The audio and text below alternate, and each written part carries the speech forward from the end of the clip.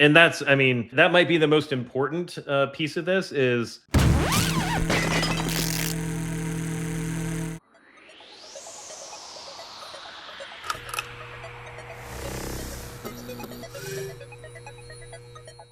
Hello, everyone. Welcome to this episode of Cyber Confidential. This stands to be the most important podcast that I've done so far in this series because we have a special guest that opened my eyes to the MSP money model 3 weeks ago when we were together in Houston.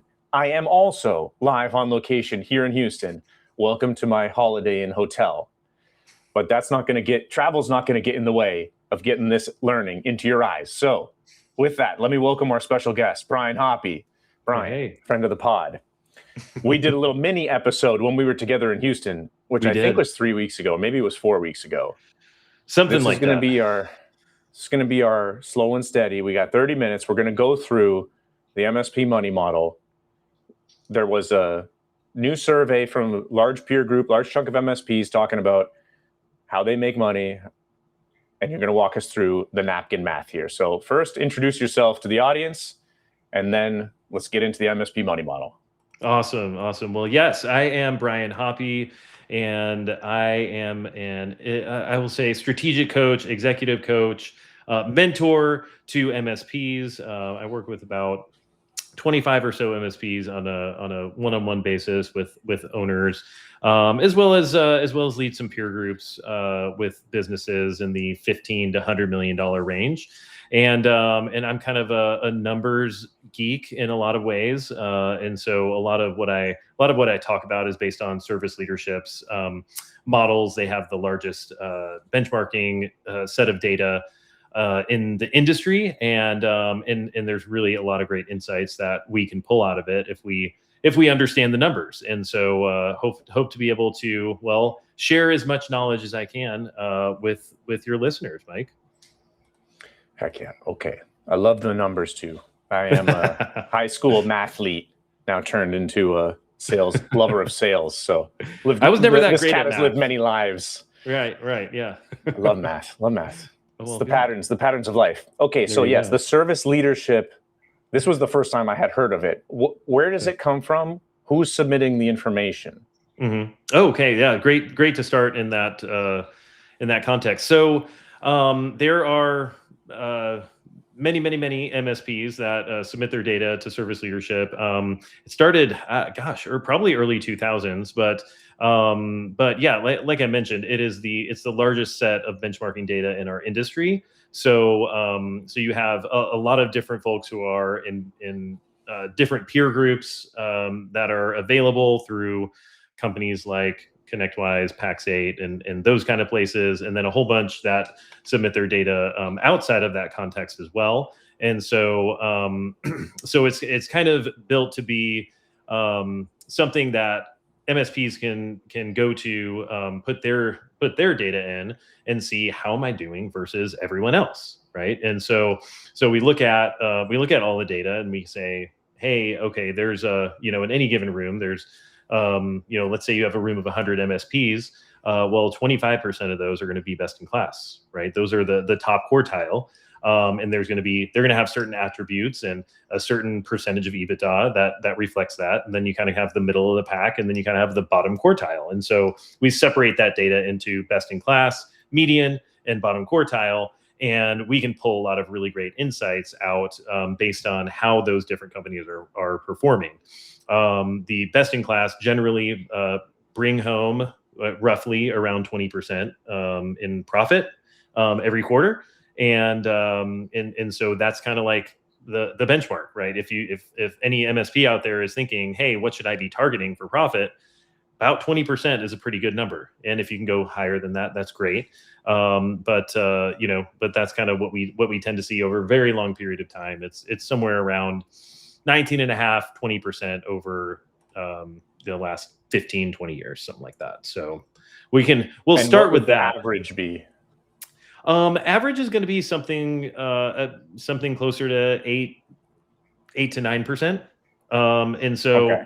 Yeah. So why is it important to be best in class? Well, best in class actually bring home approximately 2.3 times the profit of the average MSP, right? And so if we're going to play this game, that's like we're running a difficult business with a lot of complexity and a lot of risk. It's probably wise to target being best in class because it's going to give you a materially better outcome for about the same amount of effort. Yeah. Right. You double your profit, which is at the end of the day what we care about. Like doubling revenue is not as important if you're just increasing the emotional and financial burden on yourself by not doubling your profit. Right. Yep, absolutely. So, and that also continues on to valuation, right? Presumably, most MSPs are going to sell their business at some point. And so if you have double the profit, then guess what? You're making at least double the amount on sales, and usually more, because a higher pile of profit or EBITDA dollars, as we measure them, actually is worth more in multiple than a smaller pile of EBITDA dollars, right? And so, to your point, like you were talking about earlier, like, hey, if I'm running a $10 million MSP and I'm making $500,000 in profit, well, I might actually, or I'm going to be less valuable than a $5 million MSP that's making $1 million in profit. It's just the way that the math works. And so the $10 million company in this case is not as good of a company as the $5 million company. Okay, let's keep going with some of these numbers. I'm going to type them onto the little marquee so that we can at least get back, because we can't share the full report. But the building block numbers that really landed for me was gross margin on services. So talk about just do average, because I like looking at the average, because then I can say, okay, how am I going to be either below or above average? And if people are listening to this, that's kind of the mindset I think they're going to have. So stick with the average one. What's the gross margin? How is that number? Like, what's the napkin math that someone can use to compute their own gross margin? What does that represent? The customer acquisition cost was a big one. And then I compare those two to get lifetime, like the 3-year contract, which is a reasonable lifetime to assume. Lifetime gross margin in dollars divided by customer acquisition cost in dollars gives you that ratio of, if you put $100 in, how much profit do you get out at the end of this for all your effort? Right. So I'm going to type in what the average numbers were, but talk us through how those, like the napkin math of where those come from and what they mean to a business owner qualitatively. Yeah. So well, I mean, yeah, it makes sense, a lot of sense to start with gross margin. And I think most owners, when I first talk to them, don't have a good picture of what their gross margin is. And so gross margin, when we look at it, is basically saying, for every dollar of what I'm getting for managed services, and let's just take managed services for our example for now, how much am I spending on actually delivering that service, right? So I have to take into account all of my costs.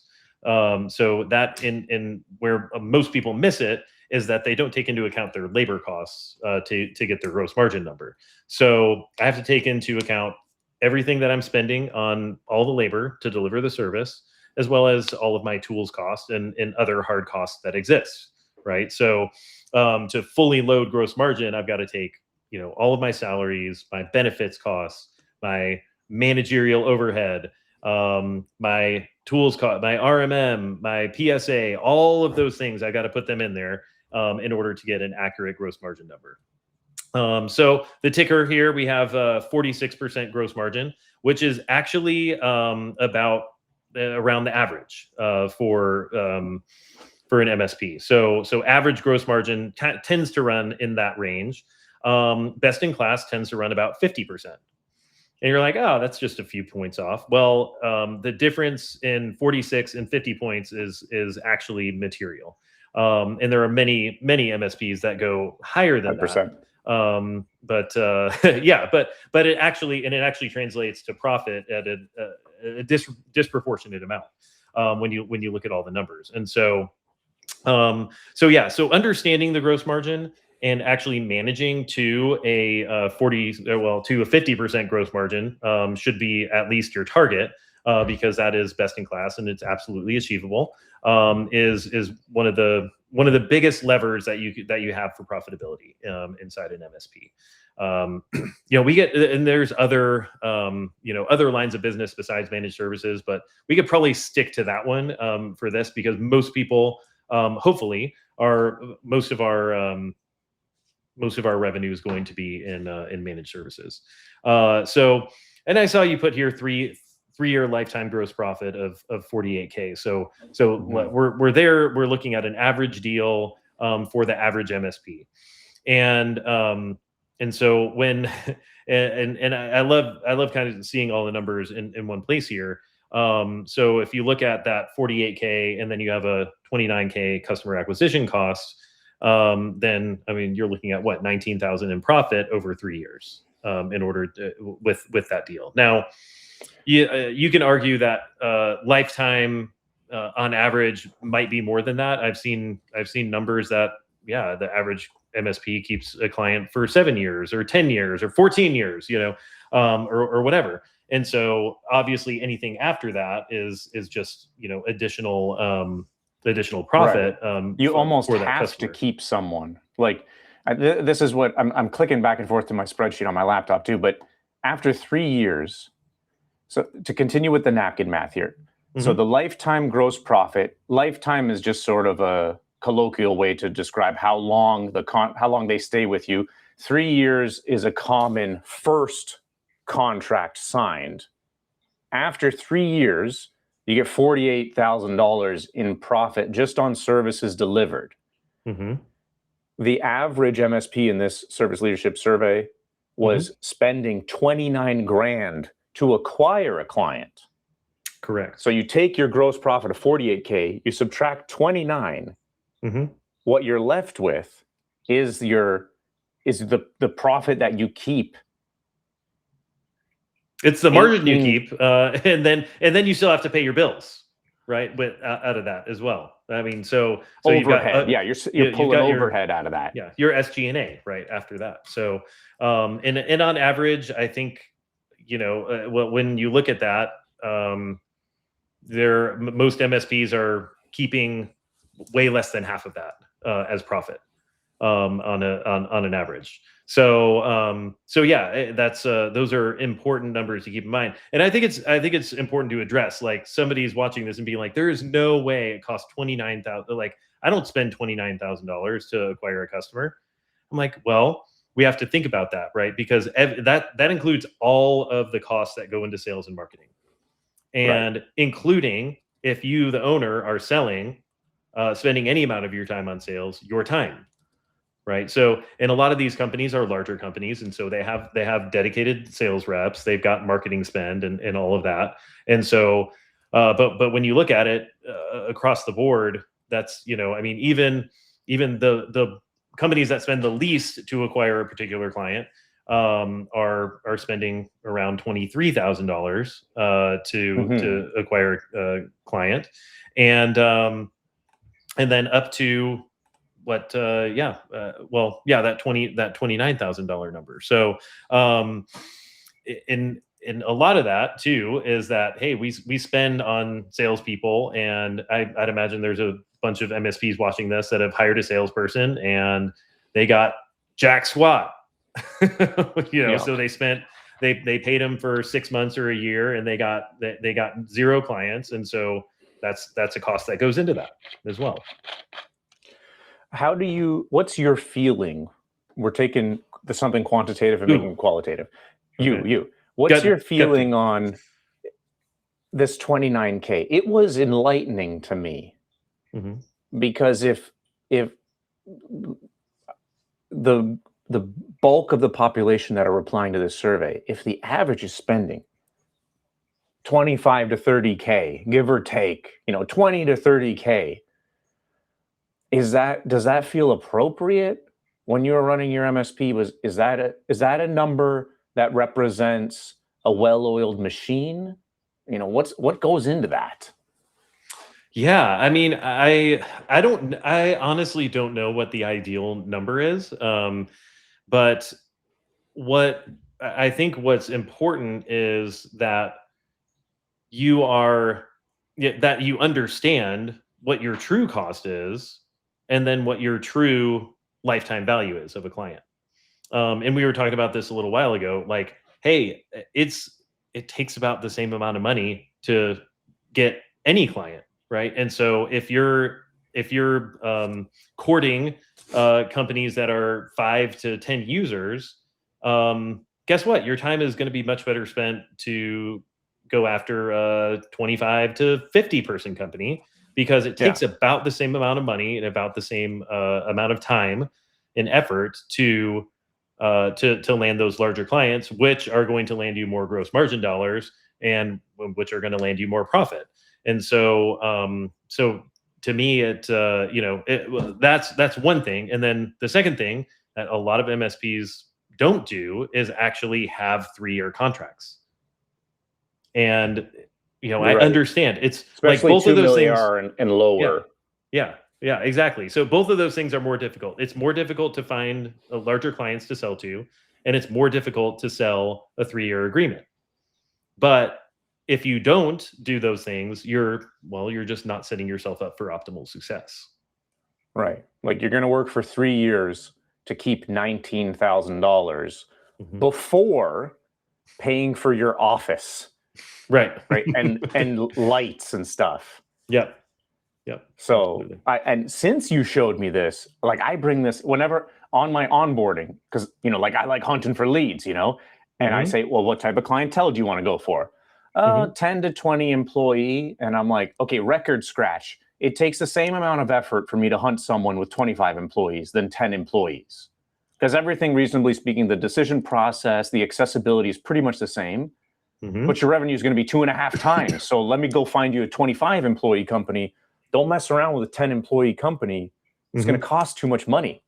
Right. Because you're going to, after 3 years of taking all of this emotional burden, which the service contract is an emotional burden, you're going to have a handful of pennies, like, why go through all that effort? Yeah. And I think there's definitely a emotional aspect to it, right? So when you're choosing your TCP, or your target customer profile, or your ideal client profile, most companies are like, yeah, we'll do 10 to 100. And it's like, well, what if we said 20 to 100? Oh, I don't know, because there's a lot of smaller companies out there. Well, yes, there are, but usually it's the insecurity of the owner, or the CEO, that's like, I just don't think that we can exclude those smaller guys, because we won't win as many deals.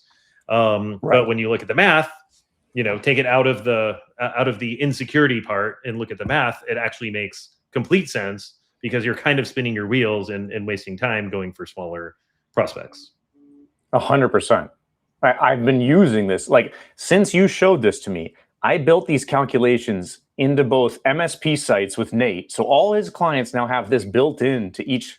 You just put in seat count, calculates all this stuff. And in all of my HubSpot users, it's automatically calculated. Amazing. So that at least when they meet somebody, or if they just put a lead in, 12 seats. Okay, with these same average ratios, your CAC budget. Not how much you have spent, but like, if you can win them for less than this amount, it's profitable. If that amount is $2,000 because it's an 8-seat client, it's not worth chasing, because you're going to spend more than $2,000 in salary just negotiating for 2 weeks.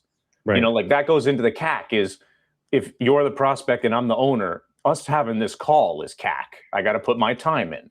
Right. So, and to go for a 16-seat client or an 8-seat client is pretty much the same effort and CAC, because they're in that same sort of bin of accessibility, but the revenue is double.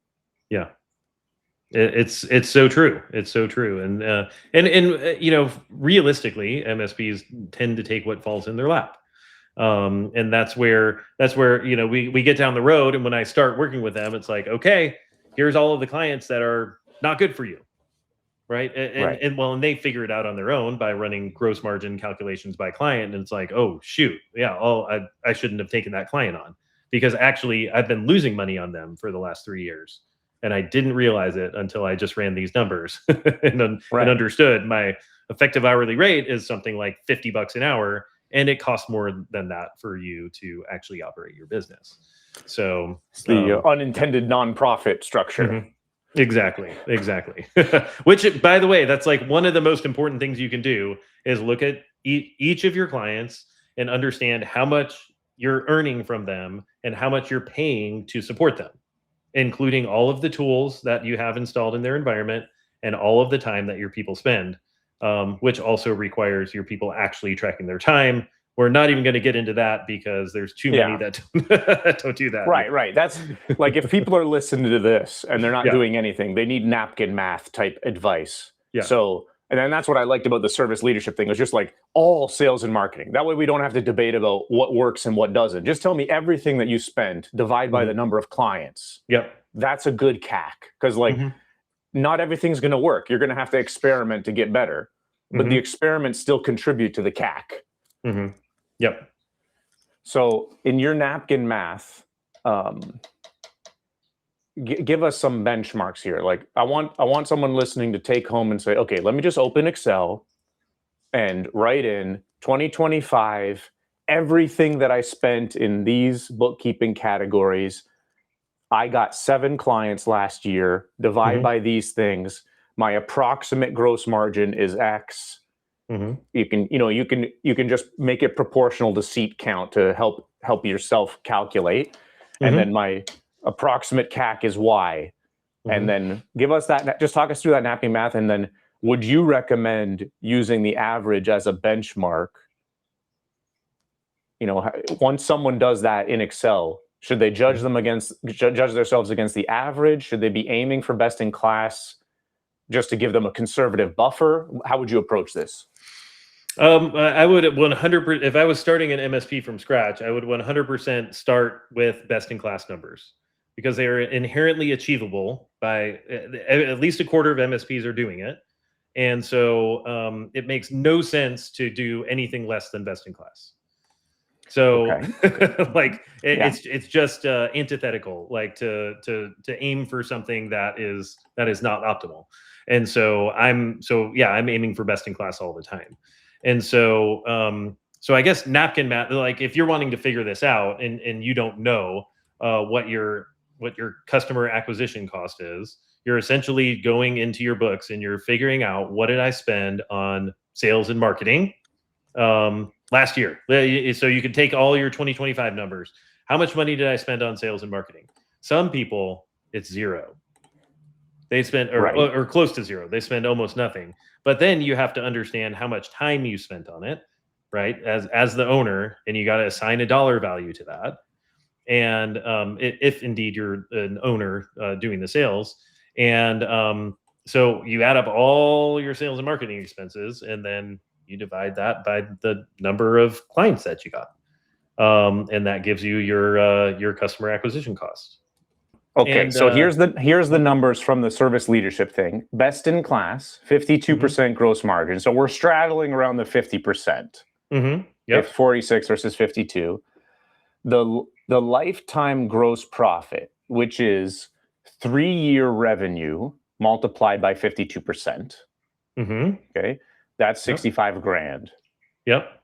And customer acquisition cost dropped a little bit, 10% less, pretty much $26,000.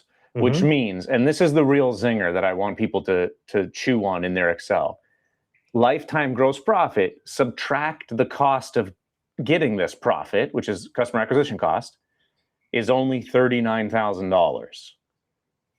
So every year you go through all this effort and you keep, not including overhead, you keep 13 grand per year per client. That's what best in class is doing. That seems low to me, Brian. Yeah, it sure does. I mean, and this is the numbers averaged together, right? So certainly some are doing much better than that, and some are doing worse, right? Like we've all seen. I bet if you asked every MSP that's listening to this, how many clients did you get last year? It's going to be, most of them are going to be 3, maybe 5. Maybe 6. And the averages in the numbers we're talking about are somewhere around one every month, right? So about one a month, or 1.2 per month, something like that. Yeah. So yeah, I mean, but if you look at the difference, right? The last one I believe was a 19K over the 3-year lifespan, and this is double. Double. It is pretty much double. Yeah, exactly. So yeah, the best in class, and that follows with your EBITDA, like the 8 to 20% jump. The best in class is keeping double the amount of profit after you subtract the customer acquisition cost per client than average. Yep. Yeah. So it's it's really, I mean, it sheds light on it as to, hey, it absolutely makes sense to increase your gross margin, because that drives all of the rest of the numbers, and your ultimate profitability, which is what you should be shooting for. So yeah, and when you look at these, I mean, I think I'd have to run some math on it, but looking at how much is the average contract? Well, for a best in class, the average contract is more than the average MSP, right? So they're getting better clients, presumably bigger and better clients. They're managing them better. They're controlling their expenses better. They're probably more efficient. And so that results in the greater profitability. Right. The revenue. So this is the bottom, the blue part of this, right? The last part, which is the most important, the 39K that you keep versus the 19K that you keep. You're effectively doubling the amount of money you keep every year. Yep. It's a combination of more revenue and less cost, right? That's the simple formula. So the customer acquisition cost has reduced by 12%, but gross margin is 15% higher, and revenue is 19% higher. So we're rounded. Revenue per contract is 20% higher. They're charging more and 15% higher margin. So they're keeping more of that, and it costs them 12% less to acquire. Yeah. Yeah. And so when you put all of those together, it's a vastly different outcome. Yeah. Right. I think that's a constructive way to look at it. Like, there are many levers that we can use to improve. You either just increase your prices, keep CAC the same, just increase your prices. It sounds simple. It's because we're doing it in Excel, like increase your prices, or you could significantly increase your margin. Like, if your gross margin, napkin math, is 35, you have a considerable opportunity just to get to average. That's a 30% increase to get to 45. That's pretty good. So that's considerable. Or you charge more revenue, charge a little bit more margin, keep CAC the same, reduce CAC. Reducing CAC is probably the hardest one for people, because this is the biggest unknown. Getting better at delivery is probably more familiar territory for an MSP than getting better at sales. Right. Right. Absolutely. Yeah. And it's interesting as well. Like, when we look at this is shifting just a little bit, but when we look at what does the average MSP spend on sales costs, right? And that's another interesting thing. So if we look at like sales and marketing expense, the average MSP is spending something like 6 to 7% of their revenue on sales and marketing. Okay. That's in there too somewhere? Now that is not in there. That's not in the numbers that we talked about. Okay. And in many, like, you would think, oh, well, I'm spending less, so that's better. Well, actually, probably not, because in that ticker, it would be well, I guess sales and marketing, would be about 7% of revenue. So $1 million MSP would be spending $70,000 on their sales and marketing expenses, and and that's all in. I would argue that it might be low.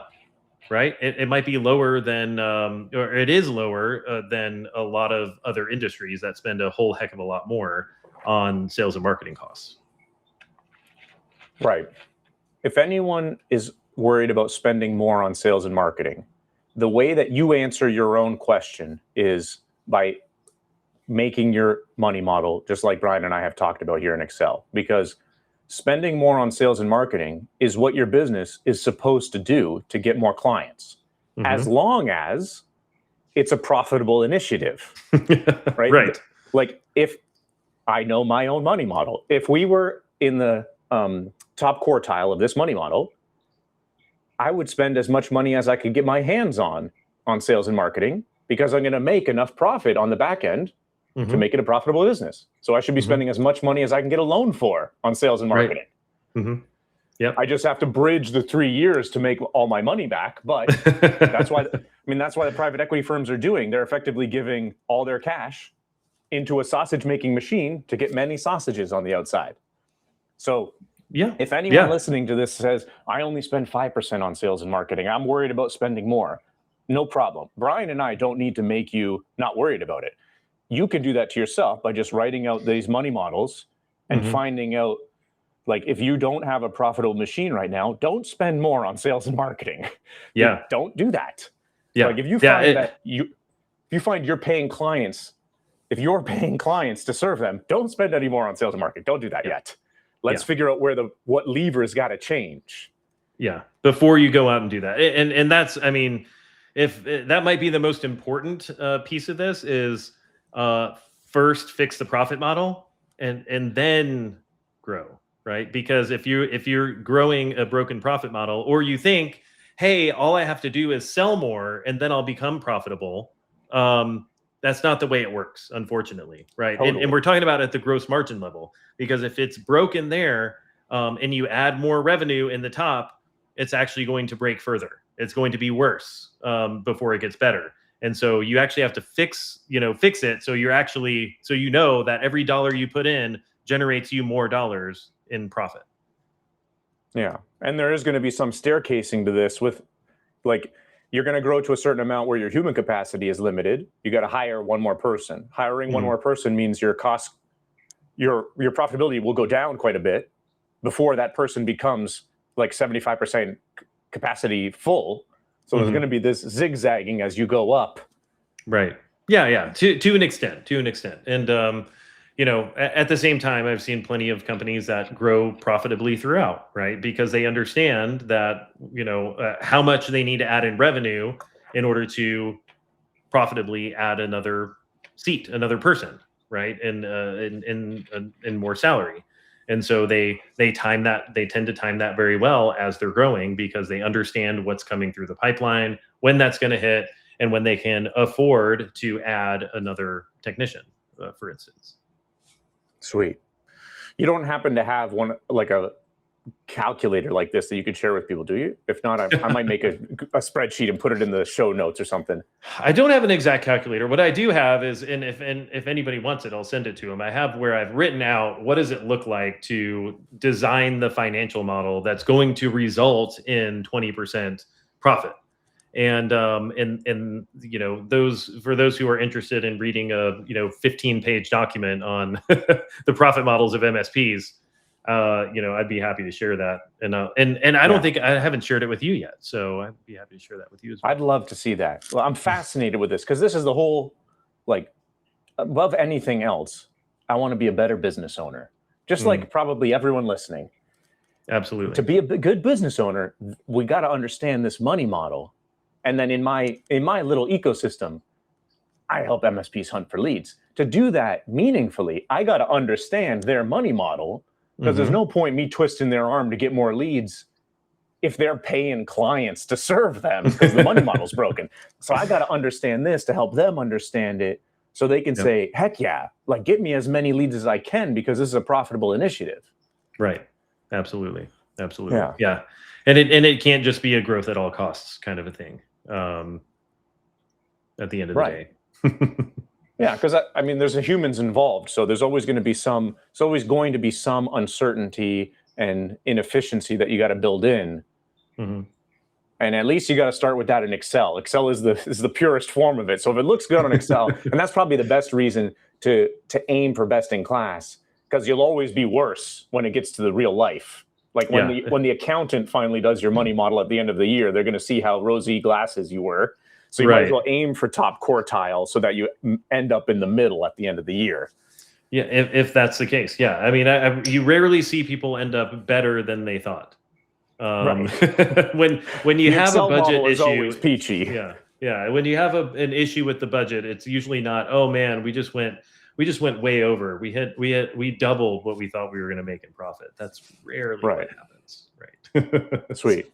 This has been the best. This has been my most valuable podcast, I think. Brian, tell everyone where they can find more about you. Yeah. I mean, I'm on LinkedIn all the time. If you want to get in touch with me, shoot me a message on LinkedIn. Look up my name. I'm there. You can always hit my website. And like I said, like if you want a copy of the model, shoot me a DM or shoot me an email, brian@brianhoppe.com. I've also got a podcast as well. I've got a newsletter that goes out. If you want to jump on that, that's on the website as well. So happy to engage with anybody that could use some help.